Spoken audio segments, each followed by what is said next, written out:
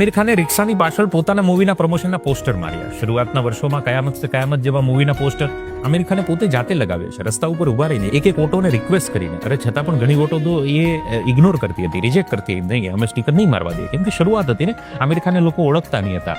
કહેવાનો અર્થ એ છે કે કારકિર્દીની શરૂઆતમાં આમિર ખાને આ લેવલ સુધીનું કામ કર્યું છે અને એટલા માટે આજે દંગલ જેવા મૂવી 2000 કરોડના રેકોર્ડ કરીને બેઠું છે, જે આજના KGF, બાહુબલી કે પુષ્પા 1, 2 જેના રેકોર્ડ નથી તોડી શક્યો.